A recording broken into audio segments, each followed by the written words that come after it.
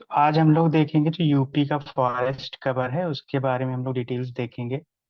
Forest है और forest की कुछ एक रिपोर्ट है वो है, और यूपी में कौन कौन से टाइप के फॉरेस्ट हैं वो देखेंगे। तो जो लेटेस्ट वाला भी 2023 वाला भी आ गया है इस बार रिपोर्ट। जो रिपोर्ट आती है फॉरेस्ट सर्वे के ऊपर, फॉरेस्ट सर्वे ऑफ इंडिया निकालता है, तो वो रिपोर्ट अभी आ गई है। तो 2021 वाली मतलब 2023 वाली आ गई, उसके पहले 2021 वाली आई थी। तो यूपी का इसमें लिखा हुआ है कि second highest increase in green cover हुआ है यूपी में। तो 559 किलोमीटर इंक्रीज हुआ है यूपी का फॉरेस्ट कवर।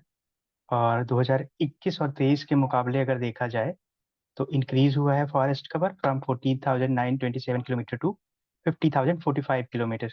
तो अभी 6.2% फॉरेस्ट हो गया है यूपी का। तो ये फॉरेस्ट की बात है, बाकी ट्री कवर और फॉरेस्ट कवर वो करीब 9.86 हो गया है। तो ट्री कवर कितना इंक्रीज हुआ है, तो 3.53% हुआ है, थ्री पॉइंट से। और वो 9.86% इंडिया का जो हुआ है। और ये ठीक है। अगर मैक्सिमम इंक्रीज देखे जाए तो छत्तीसगढ़ में हुआ है, उसके बाद यूपी का नंबर है। ये 559 किलोमीटर है, ये वाला यहाँ पे लिखा हुआ है, ये वाला पढ़ रहा हूँ।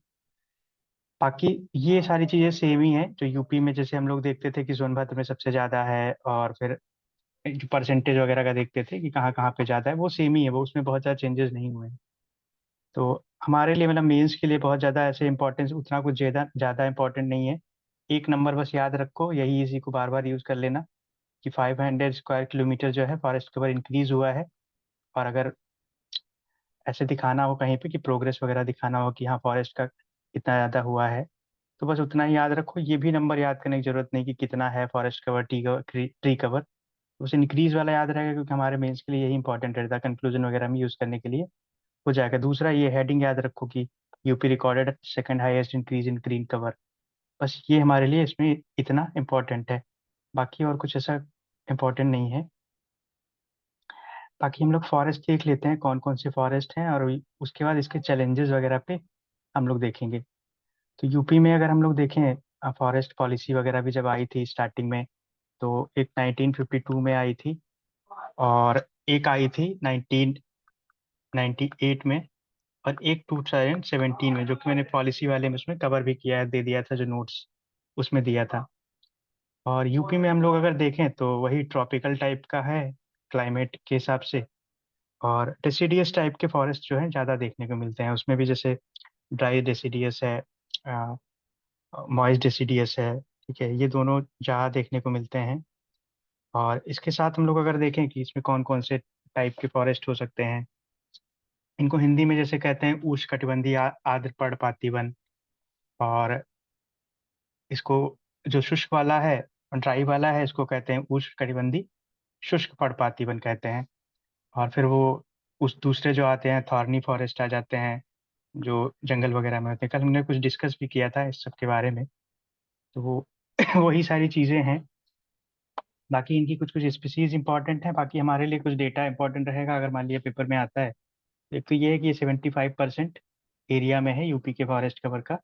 बाकी ये वाले पेड़ ऐसे होते हैं ड्राई डेसिडियस वाले, क्योंकि क्या होता है जब गर्मी का सीजन होता है तो उस समय ये अपनी पत्तियां गिरा देते हैं, ताकि फोटोसिंथेसिस का प्रोसेस वगैरह होता रहे, और इनको पानी पानी जो है इनका ज़्यादा वेस्ट ना हो।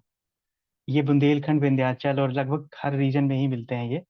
बाकी इसमें साल, टीक, शीशम वाला ये ट्री इम्पोर्टेंट है।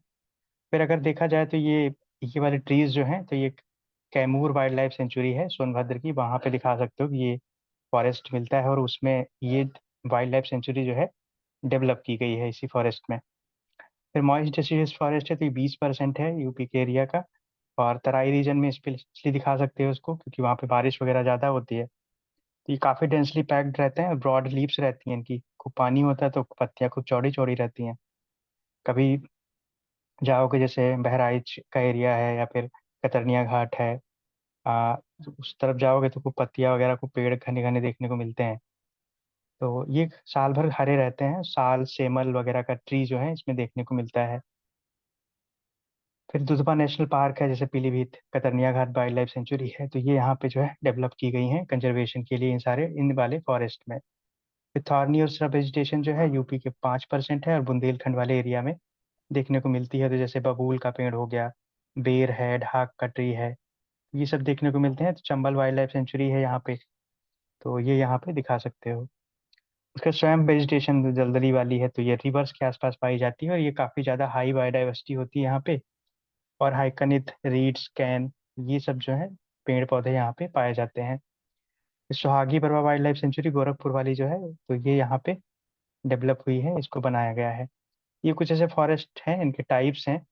इन पे ज़्यादा जैसे हमको बस थोड़ी सी डिटेल ही जाननी है इनके बारे में, लेकिन हमारा जो फोकस होना चाहिए तो वो इस पार्ट पे होना चाहिए कि इसके चैलेंजेस क्या क्या है हमारे फॉरेस्ट के। तो जैसे पहला तो फॉरेस्ट के लिए जब भी आएगा तो डिफॉरेस्टेशन ही हो जाएगा। तो इसमें मैंने डेटा ही डाला है, बाकी कुछ ऐसा जो लिखने वाली चीज़ें होती हैं कि हाँ डिफॉरेस्टेशन कैसे होता है, तो वो पॉइंट नहीं डाले, और जनरल पॉइंट जो होते हैं वो नहीं डाले हैं। इसमें सिर्फ डेटा ही डाला है जिसको यूज़ कर सको। तो इसको डिफॉरेस्टेशन कैसे दिखा सकते हो, तो इसमें ये दिखा सकते हो कि 2011 से लेके 2021 के बीच में 279 स्क्वायर किलोमीटर फॉरेस्ट जो है लॉस हुआ है यूपी में। फिर इलीगल लॉगिंग हुई है तराई रीजन में, जिसकी वजह से जो साल ट्री हैं वो काफ़ी ज़्यादा कम हो गए हैं। ये पहला डिफॉरेस्टेशन हो जाता है, देन फिर ये दूसरा बायोडाइवर्सिटी लॉस है। तो इसमें दिखा सकते हो टाइगर का नंबर यूपी में सिर्फ 173 है, 173 है, in compare to MP. MP में 785 है। सारस क्रेन यूपी में 2000 में, 2000 में 15,000 थे, जबकि 2022 में सिर्फ 12,000 रह गए हैं। फिर ऐसे ही हम ये दिखा सकते हैं कि 18 केसेस टाइगर पोचिंग के देखे गए हैं 2022 में। और तराई रीजन में काफ़ी ज़्यादा इंक्रोचमेंट हो रहा है, तो ये बायोडाइवर्सिटी लॉस हो रहा है, हैबिटेट लॉस हो रहा है, ठीक है, इकोसिस्टम को लॉस हो रहा है। तो इसमें ये सारी चीज़ें मेंशन की जा सकती हैं। फिर ओवर एक्सप्लॉइटेशन हो रहा है रिसोर्सेज का, तो इसमें ये डेटा डाल डाल सकते हो। किसी CGW ने बताया है कि वाटर लेवल जो है काफ़ी ड्रॉप हो रहा है यूपी में, 6 to 8 मीटर ड्रॉप ड्रॉप हो रहा है वाटर लेवल। और कई सारे रीजन्स हैं जैसे यहाँ पे ओवर एक्सप्लॉइटेशन के, जैसे ओवर ग्रेजिंग है, सैंड माइनिंग है, डिफॉरेस्टेशन है, अर्बनाइजेशन हो रहा है, एंक्रोचमेंट ऑफ फॉरेस्ट हो रहा है। तो ये सारी चीज़ें इसमें डाल सकते हो इसमें। और ये वाला एक डेटा इसमें एनफ रहेगा। फिर क्लाइमेट चेंज है, तो क्लाइमेट चेंज में जैसे रेनफॉल काफ़ी ज़्यादा कम हुआ है बुंदेलखंड के रीजन में। तो करीब 20% के आसपास कम हुआ है। 1500 गांव हैं जो ड्रॉट अफेक्टेड हैं। फिर यूपी में जो एवरेज टेम्परेचर है वो काफ़ी इंक्रीज हुआ है। 1990 से लेके IMD का डेटा है 0.5% बढ़ा है यूपी में। फिर कई सारे वेटलैंड्स हैं जो ड्राई हो रहे हैं, जैसे हैदरपुर वेटलैंड है, तो ड्राई हो रहा है वो।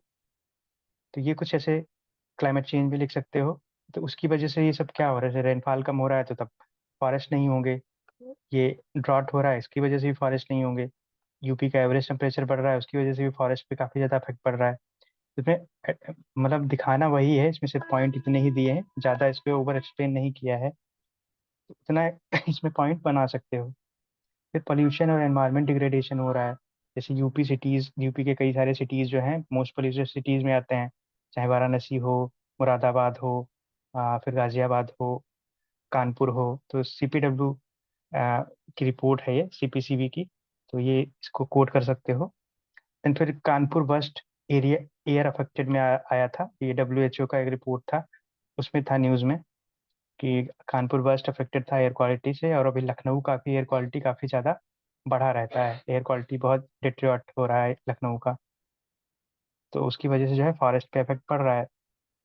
फिर एसिड रेन जो है वो मेरठ के फॉरेस्ट को काफ़ी ज़्यादा अफेक्ट कर रहा है। तो ये कुछ 5 ऐसे रीजन हैं जिनको दिखा सकते हो कि ये काफ़ी चैलेंजेस हैं फॉरेस्ट के लिए। तो फिर बाकी गवर्नमेंट एफर्ट्स हैं, तो फॉरेस्ट एफॉरेस्टेशन है, ग्रीन यूपी मिशन है, कल भी हमने बात किया था। वन महोत्सव है, इसमें 15,000 सेपलिंग्स लगाई हैं 2022 में। नगर वन स्कीम लेके आए जिसमें 13 अर्बन फॉरेस्ट डेवलप किए जा रहे हैं।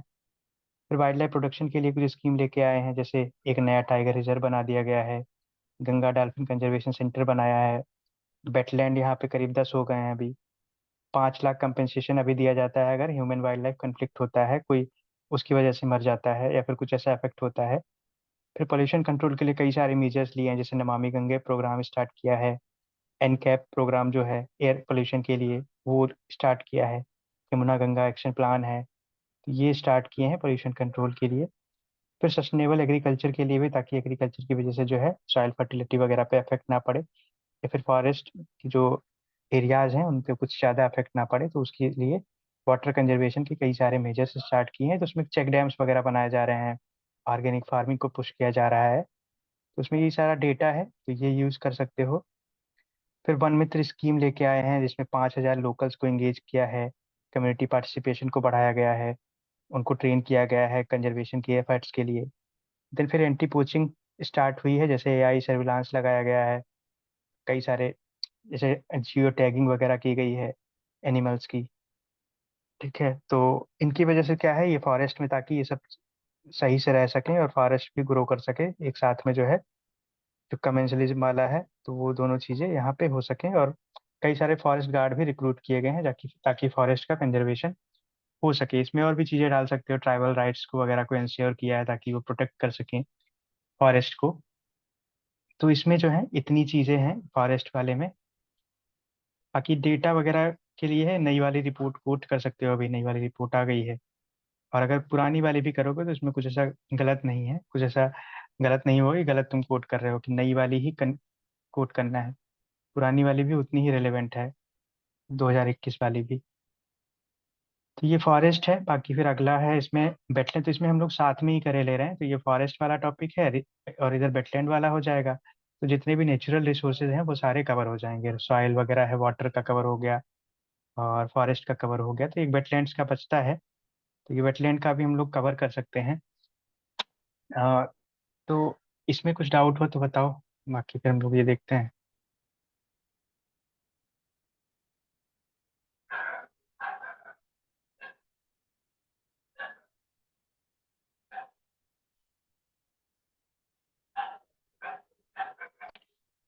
वेटलैंड्स वगैरह याद है?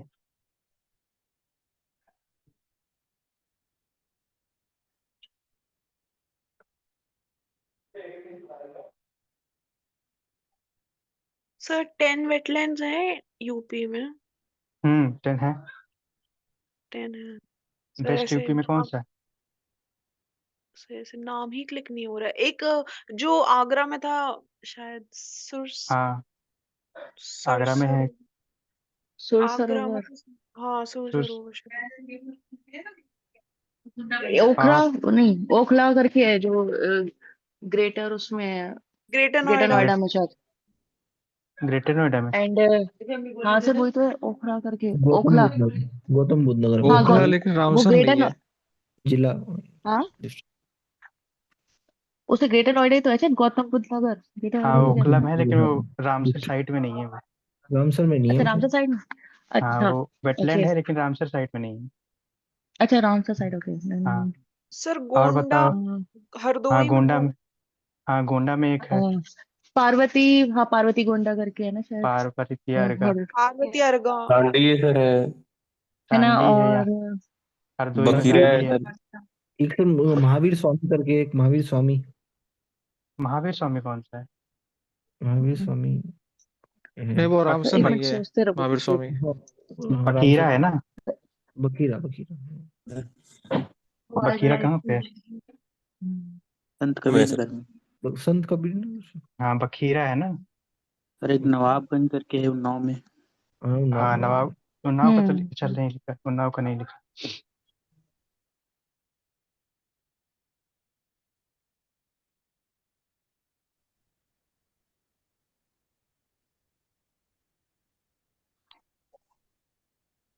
एक इधर हो एक गया। मेनपुर, एक और मेनपुरी में है, मुझे नाम याद नहीं आ रहा। समझपुर। हाँ समस्तपुर। हम्म। और गोंडा में हो गया नवाबगंज। और कितने हो गए, 5 हो गए? सर नवाबगंज में भी तो कोई था शायद, वो है। नवाबगंज वाला तो लिख दिया। कहाँ है? अच्छा। सर सरसई। अच्छा। और कहाँ से? सरसई नवर झील सर है ना। सरसई नवार। Sir sir. कहाँ पे है ये? ऐसे इटावा होगी। हैदरपुर कहाँ है पता है? सर ये बिजनौर बिजनौर में है सर, हैदरपुर। ये तो नए है ना, ये तो सबसे। हाँ।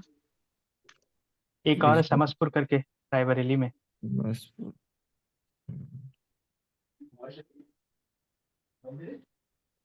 एक और है अपर गंगा रिवर करके है, मेरठ बुलंदशहर वाला। मेरठ मेरठ में। एक, दो, तीन, चार, पाँच, छ, सात, आठ ही हुए। और कौन सा रह गया? सरसई नवार हो गया। अच्छा, सरसई नवार, सरसई नवार नहीं हुआ।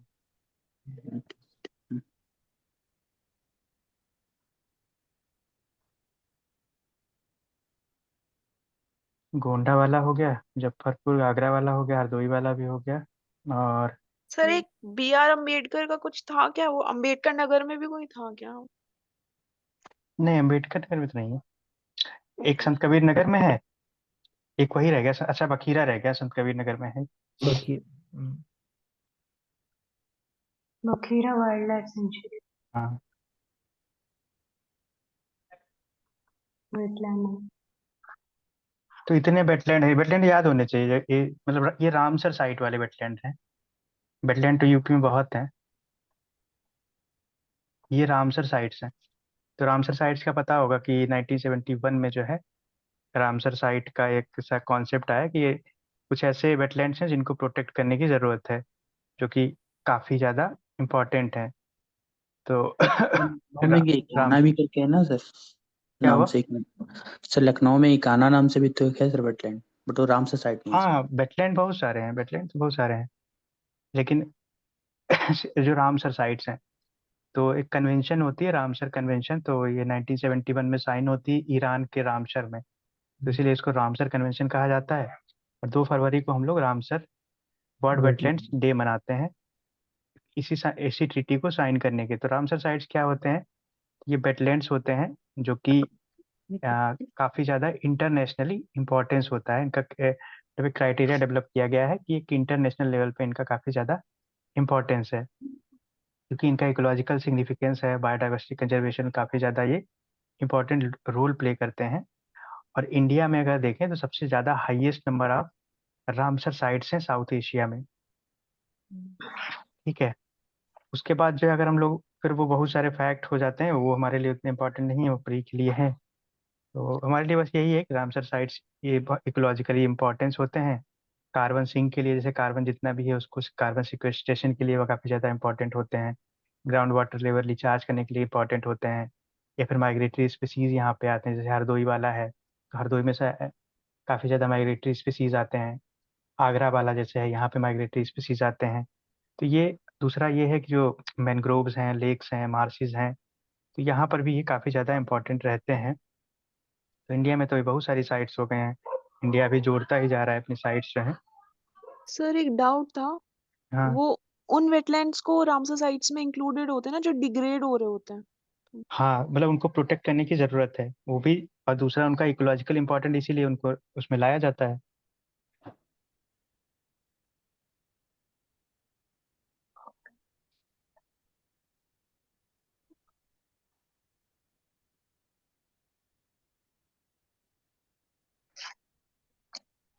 ठीक है, तो हम लोग अभी ये वाला देखते हैं अपना यूपी का। तो यूपी में हमारे 10 साइट्स हैं, और जो कि काफ़ी ज़्यादा क्रुशियल हैं बायोडाइवर्सिटी के लिए, वाटर रिसोर्सेज के लिए, और क्लाइमेट चेंज मिटिगेशन के लिए। तो इसीलिए हम लोग इसे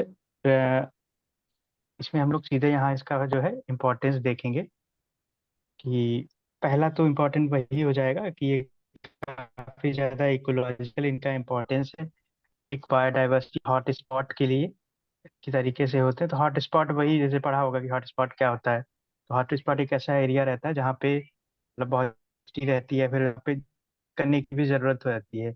काफ़ी ज़्यादा इंडिजिनस डाइवर्सिटी रहती है जितना भी रहता है। जैसे वेटलैंड भी वही होते हैं, एकदम लोकल होते हैं, उनमें सारा बायोडाइवर्सिटी जो होती है इंडिजिनस रहती है, और एंडेंजर्ड बायोडाइवर्सिटी भी रहती है। तो उसकी वजह से इनका जो है हॉट स्पॉट हम लोग बोलते हैं। तो ये बायोडाइवर्सिटी हॉट स्पॉट के तरीके से होते हैं, सपोर्ट करते हैं माइग्रेटरी स्पीसीज को, एक्वेटिक स्पीसीज को। जैसे हैदरपुर वेटलैंड्स है, तो करीब 320 बर्ड स्पीसीज को सपोर्ट करता है, होस्ट करता है। देन ये फिर वाटर प्योरिफिकेशन का काम करते हैं, ग्राउंड रिचार्ज करते हैं। फिर हम लोग ये देखते हैं कि 30% ये ग्राउंड वाटर रिचार्ज में ये सपोर्ट करता है। और नवाबगंज बर्ड सेंचुरी जो है ये वाटर रिटेंशन में हेल्प करता है। फ्लड कंट्रोल में भी ये हेल्प करते हैं, ड्रॉट कंट्रोल में हेल्प करते हैं, क्योंकि ये पानी को एब्जॉर्ब कर लेते हैं। तो बखीरा वेटलैंड जो है काफ़ी ज़्यादा फ्लड मैनेजमेंट में हेल्प करता है, जो घाघरा रिवर से फ्लड आती है। तो बाय इकोलॉजिकल इंपॉर्टेंस में ये तीन चीज़ें ली जा सकती हैं। देन फिर इकोनॉमिक और सोशल इंपॉर्टेंस इनका रहता है, जैसे फिशरी है, लाइवलीहुड के लिए है। तो करीब 2 लाख लोग जो हैं डिपेंडेंट हैं वेटलैंड्स के ऊपर। जैसे हरदोई का सांडी सांडी पक्षी विहार है, इसको सांडी पक्षी विहार बोलते हैं। एक बार कोई यूट्यूब पे नया नया ऐड हुआ था, वो सैंडी बोल रहा था इसको। तो सैंडी नहीं है, वो सांडी है, सांडी पक्षी विहार है। सर एक सेकेंड, मुझे पूछना है कि सर आप कह रहे हो कि वेटलैंड वाले इंक्लूड होते हैं जो डिग्रेड हो रहे होते हैं नेशनल इंपॉर्टेंस में?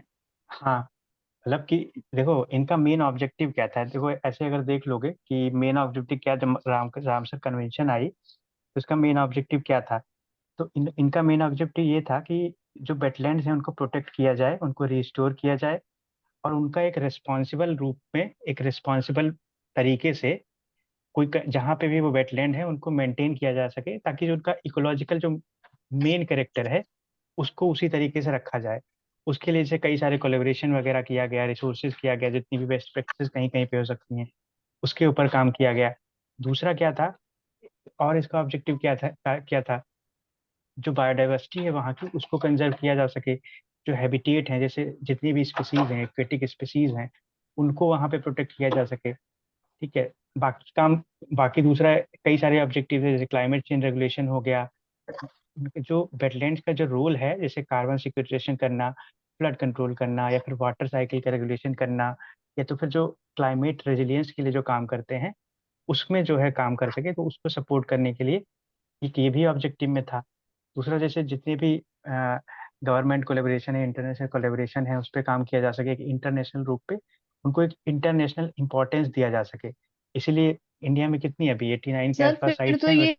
ये बुरी बात हुई ना कि अगर ये, सर हेलो, हाँ सर हाँ। मैं कह रही हूँ कि अगर हमारे ये 10 वेटलैंड हैं और अगर सर ये डिग्रेड हो रहे हैं और इसलिए हमें लिस्ट में रखा है, तो बुरी बात हुई ना। नहीं, दोनों चीजें हैं मतलब ना अगर उसमें, हमें, क्योंकि हम उसको प्रोटेक्ट भी कर रहे हैं। एक तो देखो, एक तो उनका इम्पोर्टेंस है ना, उनका इम्पोर्टेंस इसीलिए हमको प्रोटेक्ट करने की जरूरत है, इसीलिए उनको इंटरनेशनल लेवल पे लेके जाया गया है कि कुछ तो, देखो इसीलिए उनका जो क्राइटेरिया होता है ना सेलेक्ट करने का, एक तो ये होना चाहिए, कुछ यूनिक होने चाहिए। दूसरा, उनकी जो बायोडाइवर्सिटी है वो वल्नरेबल होनी चाहिए, एंडेंजर्ड होनी चाहिए, क्रिटिकली एंडेंजर्ड स्पीसीज होनी चाहिए। ठीक है, बाकी क्रिटिकल हैबिटेट वगैरह प्रोवाइड कराना चाहिए। ये कुछ ऐसे, जैसे कुछ जब सिलेक्शन का क्राइटेरिया होता है उसमें कई सारे क्राइटेरिया हैं। जैसे स्पीसीज को सपोर्ट करना चाहिए, जैसे मान लिया कई वेटलैंड्स ऐसे हैं जहाँ पे माइग्रेटरी स्पीसीज आती हैं। तो जहाँ पे हम्म, माइग्रेटरी स्पीसीज आती हैं यानी कि कुछ उसका इंपॉर्टेंस है, वहीं पे क्यों आती हैं। तो यानी कि कुछ ऐसा इकोलॉजिकल इंपॉर्टेंस भी तो है। तो उसमें दोनों चीज हैं, हम्म, क्योंकि वो डिग्रेड भी हो रही है और उसको प्रोटेक्ट करने भी जरूरत है, तो इसलिए प्रोटेक्ट तभी तो प्रोटेक्ट किया जाएगा। तो अगर जितने भी कन्वेंशन आई हैं, बिल्कुल सर। लॉज आए हैं, क्यों आए हैं, उसका रीजन क्या था। जितने भी हम्म। कन्वेंशन आई उसका रीजन यही तो था कि किसी चीज को प्रोटेक्ट करना है, या फिर उसको बढ़ावा देना है, या उसको रिस्टोर करना है, या तो प्रमोट करना है। तो रामसर का भी यही एक मोटिव था। और सर ओके। मॉन्ट्रॉक्स रिकॉर्ड करके जो था सर लिस्ट होता था उसमें क्या हाँ, होता था? जैसे जैसे मॉन्ट्रॉक्स रिकॉर्ड में भी यही था।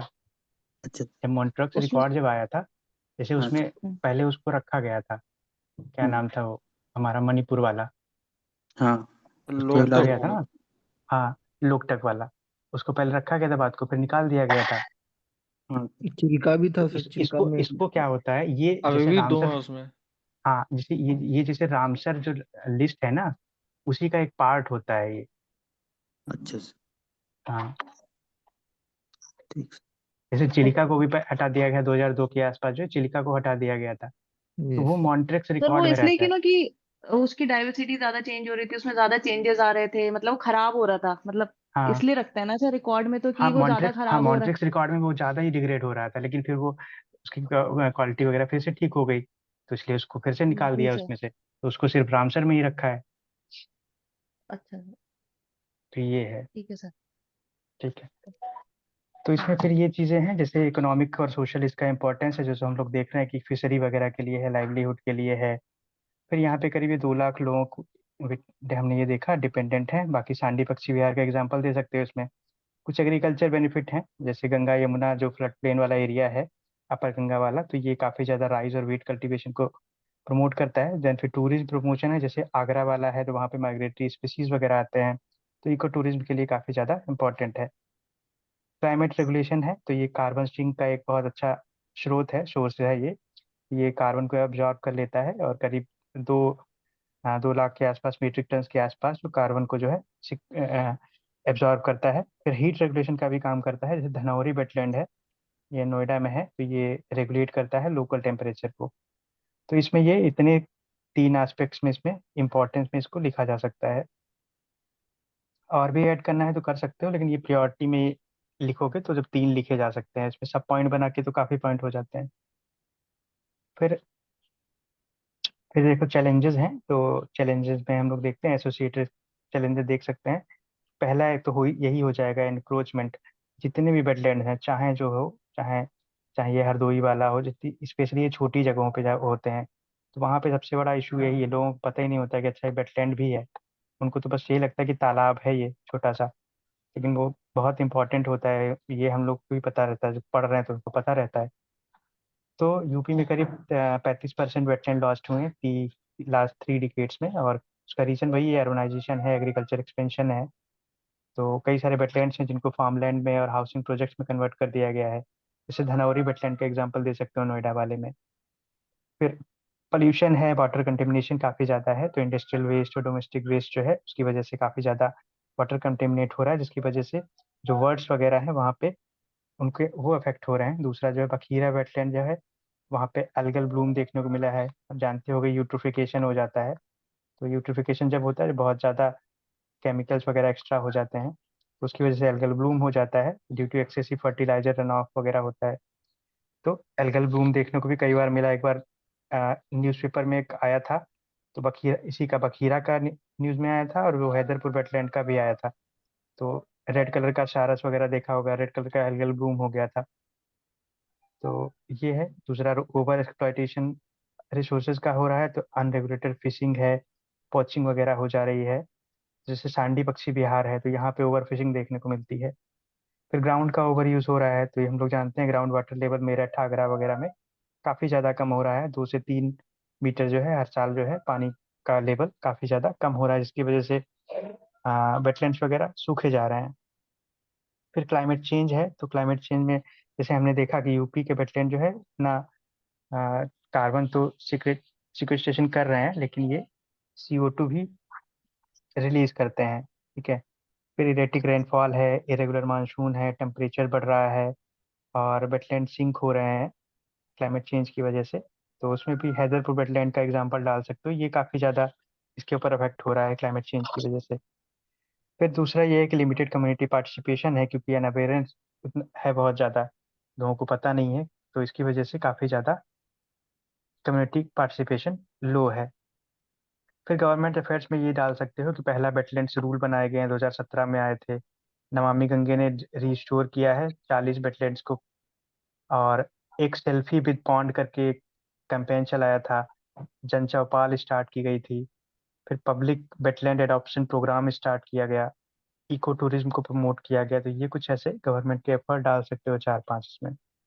तो वेटलैंड पे तो क्वेश्चन तो आता ही है, तो इसमें ज़्यादातर यही क्वेश्चन आएगा कि क्या इसका इंपॉर्टेंस है। तो जब भी आए तो इसको इसी बेसिस पे लिखना कि इसको अलग अलग डिवाइड करके, कि जैसे इकोलॉजिकल इंपॉर्टेंस, इकोनॉमिक और सोशल, देन फिर क्लाइमेट रेगुलेशन का। तो इस तरीके से लिखो तो ज़्यादा इफेक्टिव रहता है, डायरेक्ट पॉइंट डाल के। तो सर एनसीईआरटी में सर अमृत सरोवर लिख सकते हैं? अमृत सरोवर में आप लिख सकते हो, हाँ सही है वो। ठीक सर।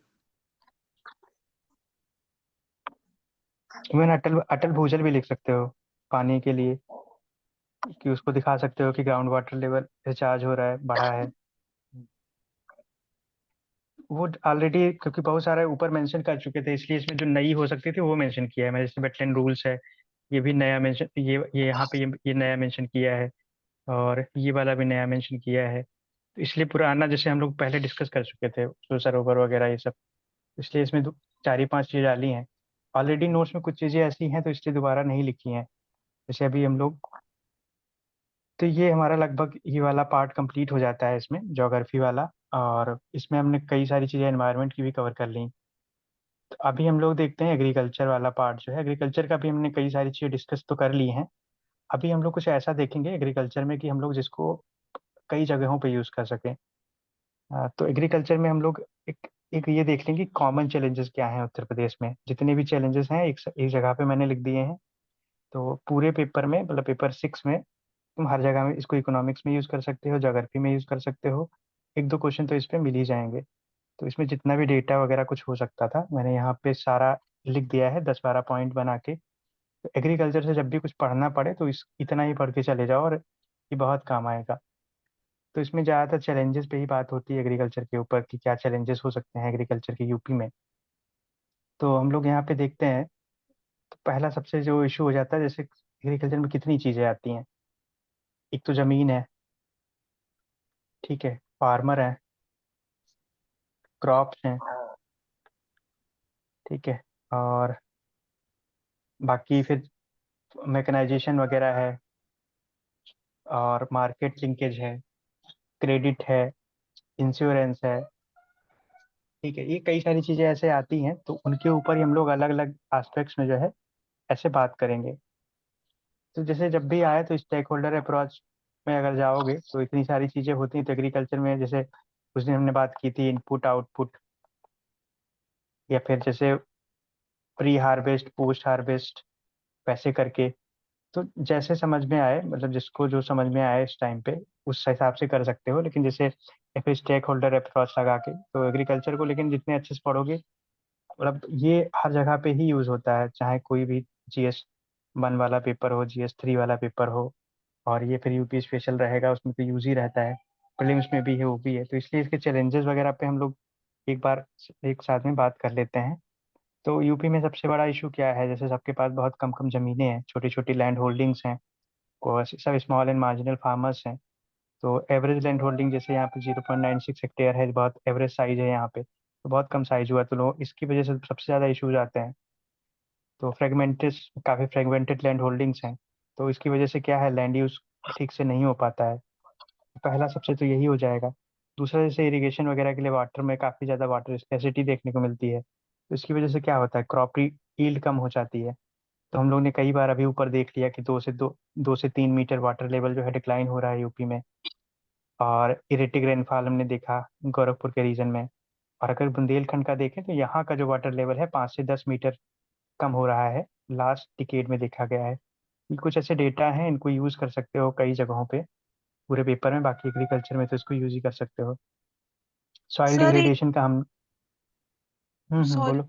एक टर्म था वो मुझे समझ नहीं आ रहा था। एक रेन फेड इरिगेशन का मतलब क्या होता है कि जो रेनफॉल से इरिगेशन अपना हाँ जो हाँ, वही वही। मॉनसून वाला, हाँ हाँ, तो रेन वो रेन डिपेंडेंट। फेड इरिगेशन मतलब अच्छा होना चाहिए ना वो तो मतलब देखो, अ, रेन पे एग्रीकल्चर का मतलब क्या होता है, जो ऐसे क्रॉप्स जो रेन पे ही डिपेंडेंट है। नहीं, मतलब मैंने वो पढ़ा था हम्म, रेन फेड इरिगेशन मतलब जो एक ऐसा इरिगेशन जो हमें नेचुरल, जैसे अभी मॉनसून खराब है क्लाइमेट चेंज की वजह से, तो हाँ हमें हाँ हाँ। हमें रेन फेड इरिगेशन ज्यादा होना चाहिए ना, मतलब वो कम है अभी, जैसे अभी रिसेंटली ऐसा है ना। देखो देखो ऐसा है, हमारे यहाँ देखो इंडिया में क्या है, हम लोग किस पे डिपेंडेंट है, पूरा रेनफॉल पे ही तो डिपेंडेंट है। हाँ मॉनसून पे, हाँ। मानसून पे ही तो डिपेंडेंट है, जितनी भी खेती होती है उसी पे तो है। तो रेनफेड एग्री जो रेनफेड इरिगेशन उसको बोल लो, या तो उसको रेनफेड एग्रीकल्चर बोल लो, दोनों बात एक ही है। तो तो वो हम कम लोग, है ना अभी परसेंटेज में अपने अभी। कम ही होगा, हमेशा ही कम रहेगा ना वो ओके ओके बढ़ाया नहीं जा ओके। सकता ना, क्योंकि रेनफॉल डिपेंडेंट है हमारा पूरा एग्रीकल्चर। इसलिए हम लोग तो इसीलिए तो हम लोग तो ट्यूबवेल्स यूज करते हैं ना। हाँ ठीक है, सब समझ गई। हाँ। ठीक फिर सॉइल डिग्रेडेशन, जैसे हमने इसका भी डेटा देख लिया, तो यूपी में करीब 60% एग्रीकल्चर लैंड जो है सॉइल डिग्रेड हो रही है। और यहाँ पे तराई रीजन हो चाहे कई सारे रीजन है, सॉइल डिग्रेडेशन में कल हमने देखा था, डेटा वगैरह दिया था। तो वो वाला डेटा यहाँ पे यूज़ कर सकते हो। तो इसकी वजह से क्या हो रहा है, क्रॉप क्रॉप की जब भाई सॉइल डिग्रेड हो रही है तो क्या है, अभी फर्टिलाइजर देखो हर जगह पे यूरिया का यूज़ हो रहा है, खूब यूरिया यूज़ की जा रही है, खूब फर्टिलाइजर्स यूज़ किए जा रहे हैं। जब ये सब यूज़ होगा तो क्या होगा? जो हमारा जो लैंड है, लैंड डिग्रेड होगी, तो उसकी वजह से जो सॉइल हेल्थ है और ज़्यादा खराब हो रही है, प्रोडक्टिविटी भी डिक्लाइन हो रही है। तो लॉन्ग टर्म के लिए काफ़ी ज़्यादा, जैसे बुंदेलखंड वगैरह में यही तो हुआ। खेती को बढ़ाने के लिए खूब ज़्यादा फर्टिलाइजर यूज़ किए। वेस्टर्न रीजन में यही तो हुआ, इसीलिए क्रॉप यील्ड कम हो गया। फिर पेस्ट एंड डिजीज एक्सपेंशन। तो यूपी में क्या है, बहुत ज़्यादा डिजीजेस पेस्ट वगैरह लग जाते हैं, जैसे वाइट फ्लाई इन्फेस्टेशन 2014-15 में हो गया था। इसने कॉटन को अफेक्ट किया था और वेजिटेबल को भी अफेक्ट किया था, जिसकी वजह से 30% जो है क्रॉप लॉस हो गया था। फिर एक शुगर केन का क्रॉप है, जैसे वेस्टर्न यूपी में काफ़ी ज़्यादा पेस्ट अटैक्स होते हैं। फिर वीट में क्या होता है, खैरा रोग लग जाता है, इसको खैरा रोग बोलते हैं हिंदी में। ये रस्ट रस्ट डिजीज है, ठीक है। फिर फ्रूट फ्लाइज है, जैसे मैंगो कल्टीवेशन होता है उसमें फ्रूट फ्लाइज हैं। ये ऐसे कुछ एग्जाम्पल इसमें मेंशन कर सकते हो। दूसरा हमारे यहाँ पे क्या है, हाई इनपुट कॉस्ट है। जैसे भाई किसान है, सबसे पहले अगर मान लिया उसको फसल उगाना है, तो पहले तो बीज के लिए पैसा लेगा, किसी से उधार लेगा। फिर खेती करवाएगा, जुतवाई करवाएगा, फिर सिंचाई में पैसा लगाएगा, और फिर उसको ये भी भरोसा नहीं कि कब मानसून खराब हो जाए और उसकी फसल पूरी खराब हो जाए। तो इनपुट कॉस्ट बहुत ज़्यादा है, और इनपुट कॉस्ट होने की वजह से क्या है, दूसरा फर्टिलाइजर वगैरह है, तो इतनी सारी यूज़ होने से साथ में किसान के ऊपर एक तरीके से काफ़ी बोझ हो जाता है। और किसान क्या है, स्मॉल एंड मार्जिनल फार्मर्स हैं सबसे ज़्यादा यूपी में। तो हमारे यहाँ पे इनपुट कॉस्ट भी बहुत ज़्यादा बढ़ रहा है, क्योंकि सीड्स वगैरह महंगे हो रहे हैं, फर्टिलाइजर महंगा हो रहा है, तो उसकी वजह से जो है क्रॉप हाई इनपुट कॉस्ट आ जा रहा है। तो इसलिए एग्रीकल्चर को भी काफ़ी ज़्यादा महंगा बना दे रहा है लोग। इसलिए क्या हो रहा है, कभी देखोगे गाँव में लोग खेती करना पसंद नहीं करते हैं, लेकिन दिल्ली कमाने चले जाएंगे। तो ज़्यादातर गाँव में यही हो रहा है, दिल्ली मुंबई सब निकल जाते हैं। जब ईस्टर्न यूपी है तो मुंबई निकल जाता है, और इधर इधर वाला सेंट्रल यूपी है पूरा दिल्ली चला जाता है। फिर हमारे यहाँ पे क्या है, मॉडर्न टेक्नोलॉजी को कोई अडॉप्ट ही नहीं कर पा रहा है। एक तो रीजन वही है कि स्मॉल लैंड लैंड होल्डिंग्स हैं। दूसरा, लोगों को अवेयरनेस नहीं है, रिलाई नहीं कर पा रहे हैं, क्योंकि ट्रेडिशनल मेथड्स पर रिलाई करना है।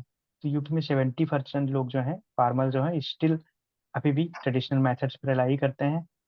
और जब ट्रेडिशनल मेथड्स पर रिलाई करेंगे, तो फिर वही होता है, क्रॉप प्रोडक्टिविटी कम होती है, टाइम ज़्यादा लगता है, एफिशिएंसी उतनी नहीं आती है, एक ही फसल उगा पाते हैं, इंटेंसिव फार्मर को प्रमोट नहीं कर पाते हैं, क्रॉप पैटर्न वगैरह में बहुत क्रॉप डाइवर्सिफिकेशन पे काम नहीं कर पाते हैं। तो उस वजह से क्या हो रहा है, प्रोडक्टिविटी काफ़ी ज़्यादा लिमिट हो जाती है।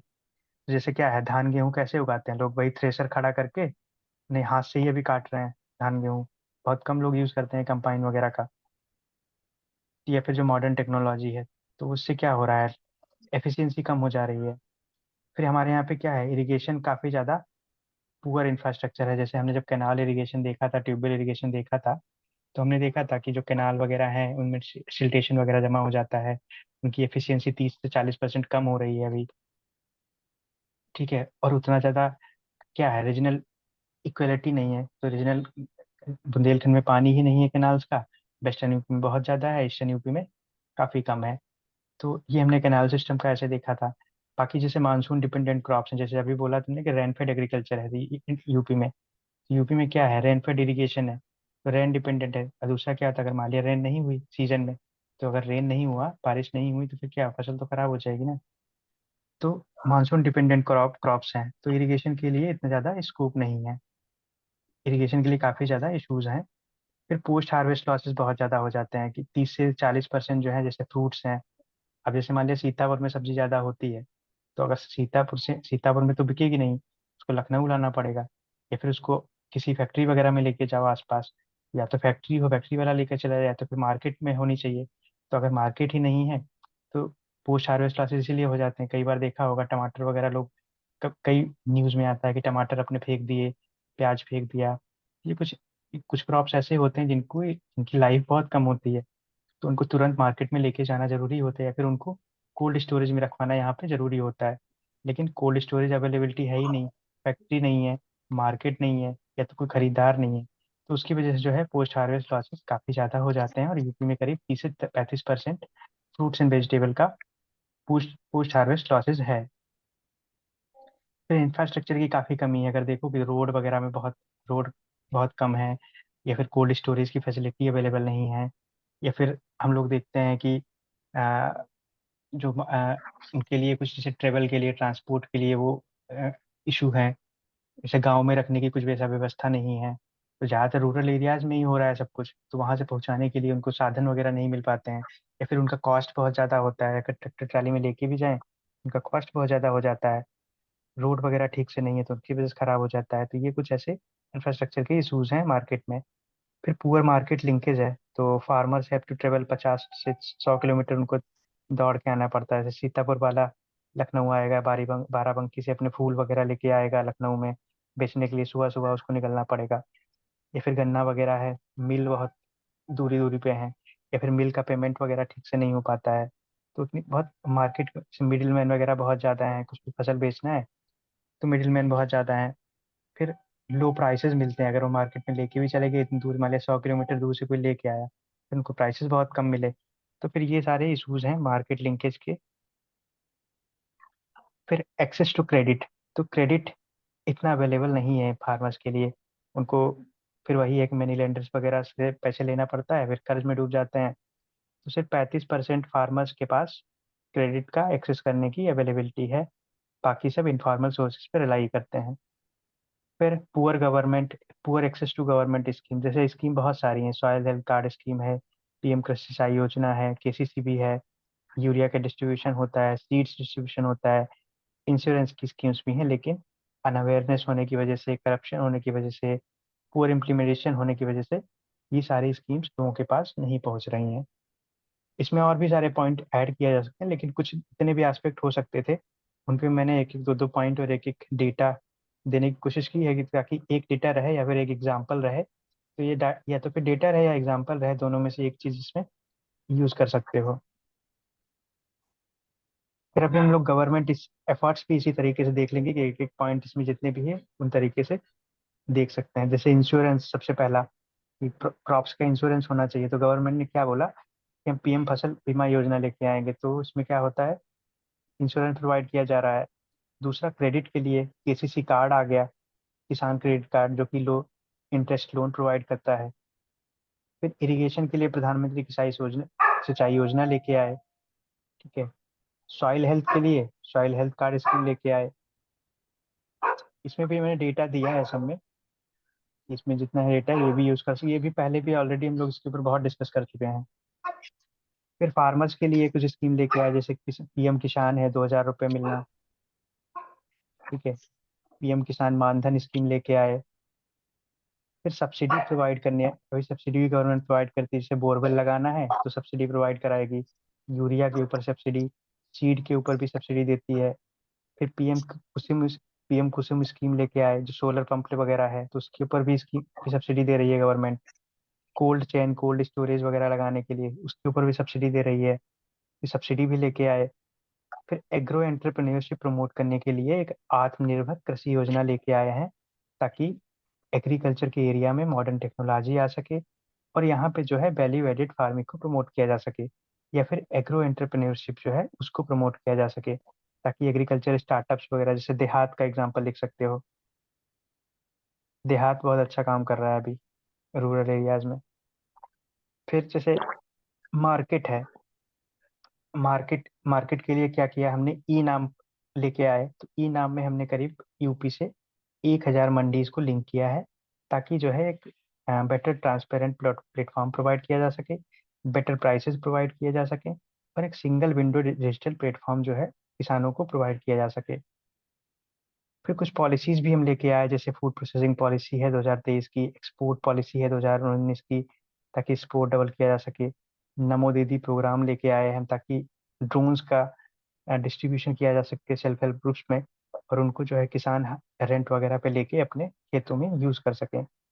ये कुछ ऐसे ऐसे अलग अलग एस्पेक्ट्स हैं जिनके ऊपर चैलेंजेस हैं और जिनके ऊपर गवर्नमेंट एफर्ट्स हैं। इनको एग्रीकल्चर में या फिर जिनसे रिलेटेड सेक्टर्स होंगे, जैसे हॉर्टिकल्चर है, या जितने भी अलाइड सेक्टर्स हैं, उनमें भी ये सारी चीज़ें यूज़ कर सकते हो, अलग अलग उनके एस्पेक्ट्स लेके। लेकिन हॉर्टिकल्चर वगैरह है, जो उसके जो अलाइड सेक्टर्स हैं एग्रीकल्चर के, उनको हम अलग अलग करेंगे, स्पेशल एक एक दो दो पेज में करेंगे उनको। लेकिन अभी हमने ये इन जनरल कि एग्रीकल्चर में यूपी में क्या क्या इश्यूज हैं, एक एक डाटा इसका देख लिया। और जितने अगर और कुछ अगर अलग एस्पेक्ट लिखे थे तो वो ऐड कर लेना, लेकिन इतने सफिशियंट रहेंगे। तो एग्रीकल्चर में और कुछ इसमें बताओ, अगर ऐड करना है तो अभी कर सकते हैं, नहीं तो अपने नोट्स में कर लेना।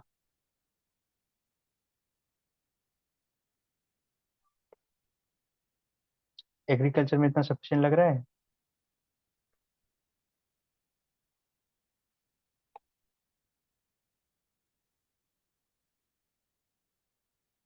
मतलब ये जनरल पॉइंट है, कॉमन पॉइंट है, जहाँ कहीं पे भी यूज़ कर सको। बाकी हम लोग एग्रीकल्चर के जो सेक्टर्स वगैरह हैं वो उसको अलग से देखेंगे। एग्रीकल्चर इंडस्ट्री वाला जो एग्रो इंडस्ट्रीज वाला है वो अलग से देखेंगे। वो वाला टॉपिक तो अलग से देखेंगे हम लोग।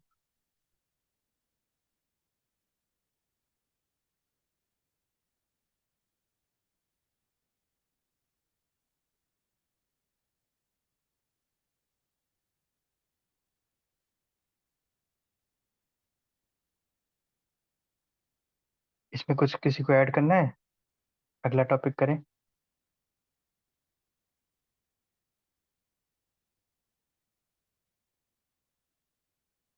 बोलो कुछ कोई।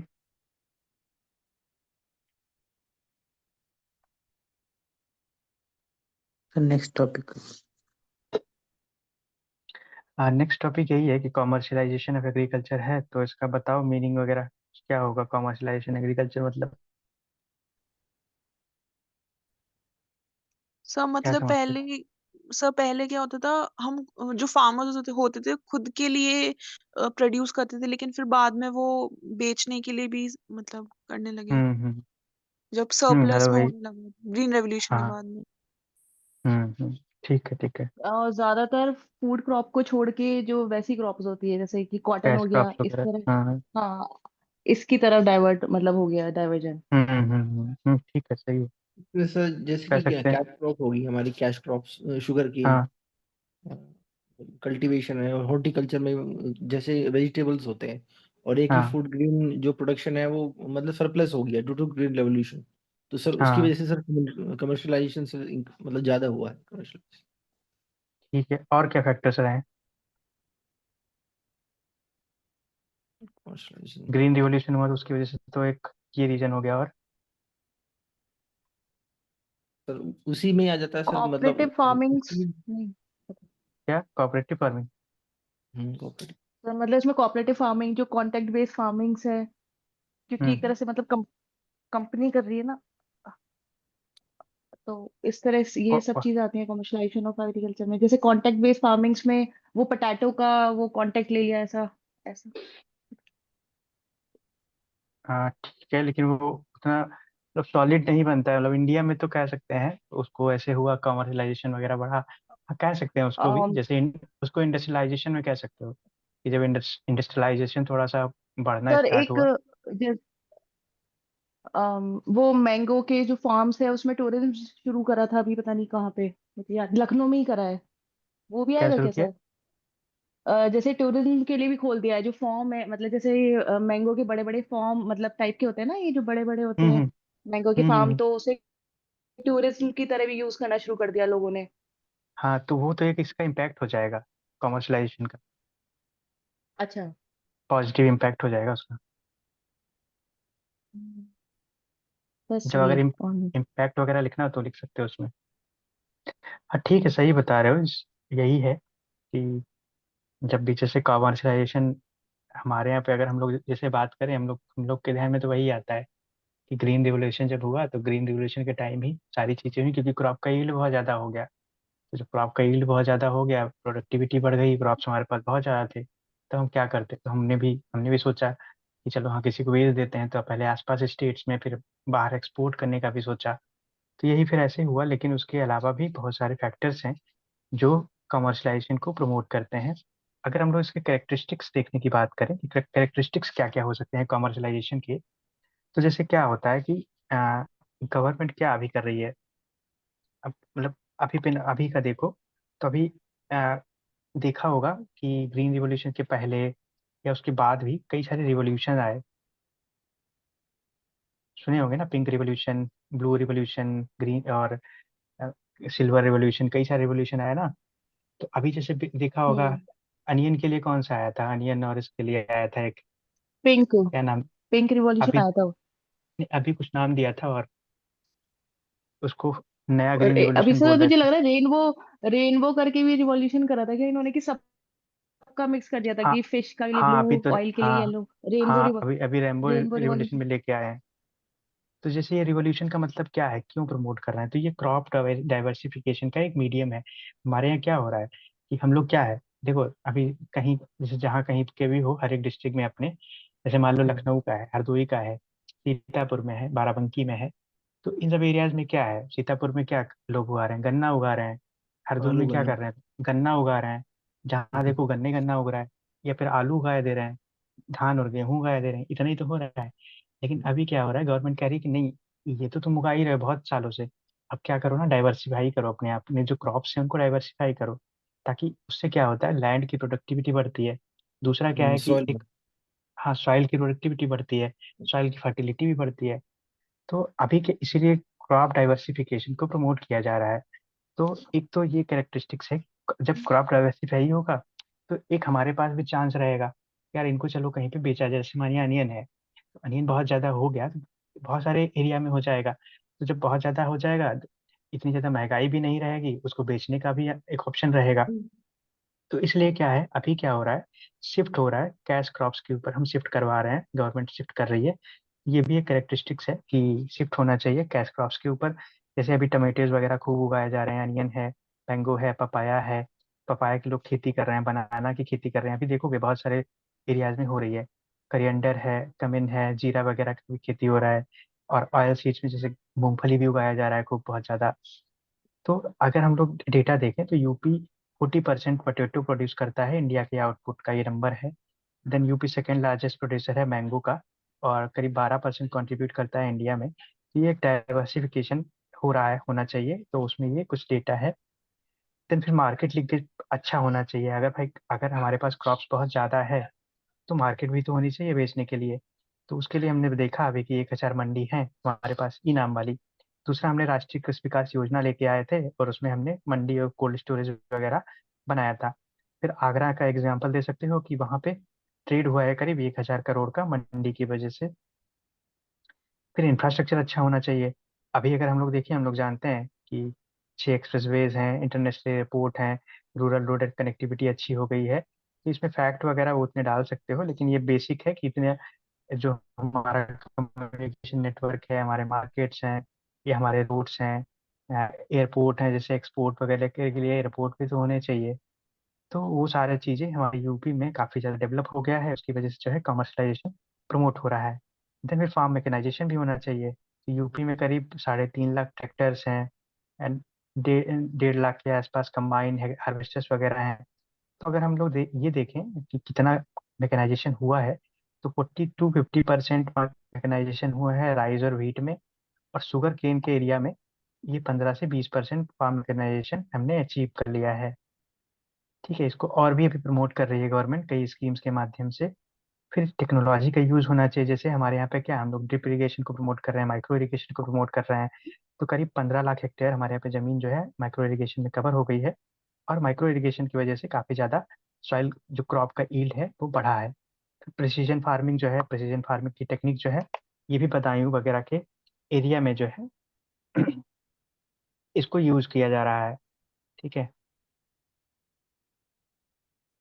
तो प्रिसीजन फार्मिंग में होता यही है कि जो जो हम टेक्नोलॉजी का यूज़ करते हैं क्रॉप के प्रोडक्शन के लिए, और सॉइल हेल्थ वगैरह को ठीक से किया जा सके, उसमें बहुत सारी चीज़ें होती हैं, मैपिंग, मॉनिटरिंग, डिसीजन मेकिंग वगैरह, ऑटोमेशन किया जाता है। ये वही है, कॉस्ट सेविंग वगैरह होती है, और एनवायरमेंटल बेनिफिट होते हैं, इसकी एफिशिएंसी बढ़ती है। तो ये कुछ ऐसे कैरेक्टरिस्टिक थे, इनकी वजह से कॉमर्शलाइजेशन ऑफ एग्रीकल्चर होता है। देन फिर हम अब इसके कुछ ऐसे, अच्छा एक और है इसमें कि specialisation in high value crops. तो जैसे फर्रुखाबाद है तो यहाँ पे टमाटर बहुत ज़्यादा हो रहा है, अलीगढ़ में आलू है, अनियन है अलीगढ़ में, आगरा में आलू है। ठीक है, तो स्टेट जो है पूरा यूपी अगर देखें तो 3 million metric ton vegetable produce करता है एनुअली। तो इससे होता क्या है, ये प्रोसेसिंग सेक्टर में जाता है और एक्सपोर्ट मार्केट्स में ये जाता है। ठीक है, तो ये कुछ ऐसे फैक्टर थे, 6 फैक्टर्स ये काफ़ी हैं, तो ये सारे लिख के आप बता सकते हो कि कॉमर्शलाइजेशन हो रहा है। अभी हम लोग देखते हैं कि पोटेंशियल क्या क्या है, संभावनाएं क्या क्या है commercialisation of agriculture in Uttar Pradesh. तो देखो, हमने देखा कि हमने ऊपर जितना भी देखा, बहुत कम है। मतलब जितनी भी चीज हमने देखी, 20%, 30%, 10%, 40%, सब में इतना ही नंबर है। तो इसको हम डाइवर्सिफाई कर सकते हैं, इसको और बढ़ा सकते हैं, एक्सपेंशन कर सकते हैं इन सब चीज़ों का, ताकि कमर्शलाइजेशन ऑफ एग्रीकल्चर को और ज़्यादा प्रमोट किया जा सके। जैसे क्रॉप का डाइवर्सिफिकेशन किया जा सके। अब कल्टीवेशन जो है उसको बढ़ाया ही जा सकता है, जितनी चीज़ें हो रही हैं उसको और ज़्यादा बढ़ा दो। जैसे फ्लावर्स का है, अब जैसे कन्नौज में है खूब फ्लावर होता है, बाराबंकी में खूब फ्लावर हो रहा है, लेकिन इतना नहीं हो रहा है कि उसको एक्सपोर्ट किया जा सके, तो उससे कुछ ऐसी चीज़ें बनाई जा सके। तो उसको सरप्लस में लाने के लिए क्या है, गवर्नमेंट उसको सपोर्ट करे, तो उसको बढ़ावा दे, लोग उसको उगाएं, अडॉप्ट करें। फ्रूट्स वगैरह हैं, ऑयल सीड्स हैं, स्पाइसेस हैं, तो उनको जो है इनका एक्सपेंशन करने की ज़रूरत है। मैंगो को एक्सपेंशन करना चाहिए। ठीक है, जैसे मैंगो क्या है, ग्लोबल डिमांड है इसकी। तो अगर इंडिया जो है 1 लाख मीट्रिक टन एक्सपोर्ट करता है, तो इसमें यूपी का बहुत बड़ा रोल है। तो इसको एक्सपेंड करने की ज़रूरत है। फिर क्या है, ऑर्गेनिक। देखो अभी का क्या है, अभी अगर तुम देखोगे शहरों में क्या हो रहा है, शहरों में जहाँ देखो हर जगह ऑर्गेनिक ऑर्गेनिक की डिमांड है, जहाँ पर भी देखो। ठीक है, सब चीज का मतलब वही डिमांड है कि ऑर्गेनिक फूड, जहाँ देखो सब्जी भी ऑर्गेनिक, हर एक चीज का मतलब वही चीज है। तो इसके लिए क्या है, हम लोग को ऑर्गेनिक फार्मिंग वगैरह प्रमोट करना चाहिए। जैसे कि कैसे प्रमोट कर सकते हैं, बहुत सारे ऑर्गेनाइजेशन है काम करना है।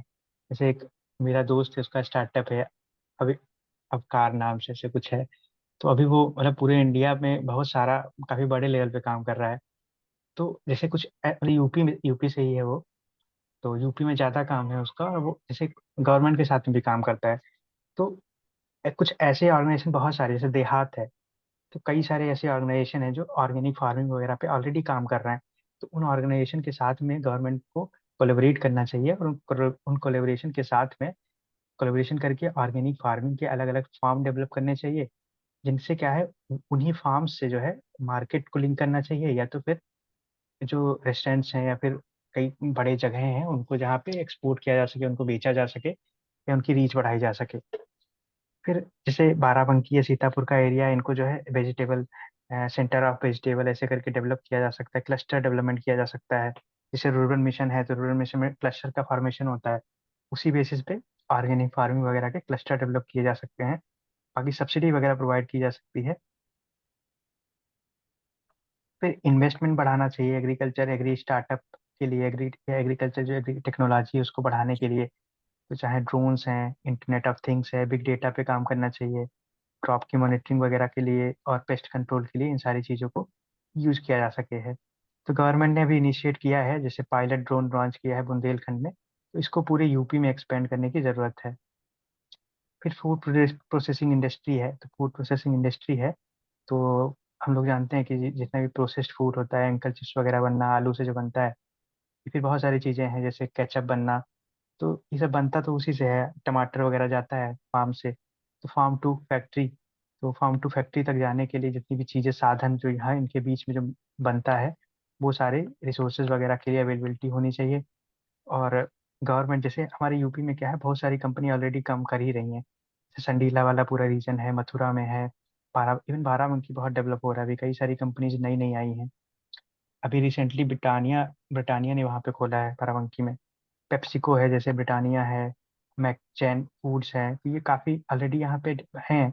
तो और भी कई सारी कंपनीज हैं जो यहाँ पे आ सकती हैं, उनको लाना चाहिए, फूड प्रोसेसिंग इंडस्ट्री को बढ़ावा देना चाहिए। जैसे हमारा क्या है, फूड प्रोसेसिंग इंडस्ट्री जो सिर्फ 10% पर एनम पे ग्रो कर रही है। तो हमारी जो पॉलिसी है 2023 वाली फूड प्रोसेसिंग इंडस्ट्री पॉलिसी, वो एम कर रही है कि हम इस सेक्टर को डबल कंट्रीब्यूशन करेंगे। तो डबल कंट्रीब्यूशन करने के लिए गवर्नमेंट को इसको सपोर्ट और ज़्यादा करना चाहिए, और इसका जो है अगली बार टारगेट और थोड़ा बढ़ाना चाहिए। देन फिर कुछ फेवरेबल पॉलिसीज हैं, जैसे फूड प्रोसेसिंग पॉलिसी गवर्नमेंट लेके आई 2023 वाली, निवेश मित्र पोर्टल लेके आए हम, इन्वेस्ट यूपी करके ले आए हम लोग, ग्लोबल इन्वेस्टर समिट ऑर्गेनाइज किया, फार्मर्स मार्केट्स वगैरह लगाई जाती हैं जैसे लखनऊ में है। ठीक है, एग्रीकल्चर एक्सपोर्ट पॉलिसी लेके आए हम, सब्सिडी देते हैं। पीएम किसान, जो ऊपर वाली हमने एग्रीकल्चर में स्कीम्स देखी थी, वही सारे गवर्नमेंट एफर्ट्स यहाँ पे पुट कर सकते हो, इसलिए इसको एक्सप्लेन नहीं किया है बहुत ज़्यादा। वही सारी स्कीम्स यहाँ पे डाल सकते हो पॉलिसीज में। फिर development of agro based industry, जैसे हम लोग देखते हैं कि एग्रीकल्चर बेस्ड इंडस्ट्रीज यहाँ पे काफ़ी ज़्यादा डेवलप हो रही हैं। जैसे यूपी क्या है, इथेनॉल प्रोडक्शन में टॉप पे है, तो development of bio ethanol, biodiesel from sugar cane and oil seeds, इस पे काम चल रहा है। फिर यूपी जो है, UP is set to one of the leading producer of biodiesels with target to increase production of 20%। तो 20% टारगेट कर रहे हैं हम, टारगेट बढ़ाने का। ठीक है, तो ये हो गया इसमें। फिर इसमें कुछ चैलेंजेस हैं, जैसे कि वाटर स्कैर्सिटी है, तो वाटर डिप्लेशन हो रहा है 2 से 3 मीटर। फिर प्राइस प्राइस का फ्लक्चुएशन हो रहा है, जैसे पोटैटो के प्राइसेस कभी कभी कम हो जाते हैं, कभी ज़्यादा हो जाते हैं। अनियन है, उसके कभी प्राइसेस कम हो जाते हैं, ज़्यादा हो जाते हैं। तो ये इनस्टेबिलिटी को क्रिएट करता है। फिर हमने ये चैलेंजेस में वही सारे चैलेंजेस हो जाएंगे जो हमने एग्रीकल्चर में ऊपर देखे थे। जब भी कुछ ऐसा होगा तो चैलेंजेस सेम ही हो जाएंगे, कुछ ऐसा अलग नहीं होगा। इसीलिए मैंने एक ही साथ में सारे चैलेंजेस दे दिए हैं। तो इसमें वही सारे चैलेंजेस हैं, कुछ ऐसा अलग नहीं है। सॉइल डिग्रेडेशन है, एक्सेस टू क्रेडिट है, मार्केट लिंकेज है। फिर इसमें गवर्नमेंट एफर्ट्स में सेम हो जाएंगे जो हमने ऊपर देखे थे अभी, तो इसलिए इसमें लिख दिया है कि सेम ही होंगे। तो अभी इसलिए जितना भी एग्रीकल्चर वगैरह का है वो एक ही साथ में दे दिया है। और ये एग्रीकल्चर का कॉमर्शलाइजेशन और एग्रीकल्चर वाला टॉपिक हो जाता है। अभी जो टॉपिक बचेंगे फिर वो एलाइड सेक्टर वाले टॉपिक बचेंगे, तो वो हम कर लेंगे। ठीक है, तो इसमें अभी इतना ही है। कुछ डिस्कस करना है तो इसमें कर सकते हो।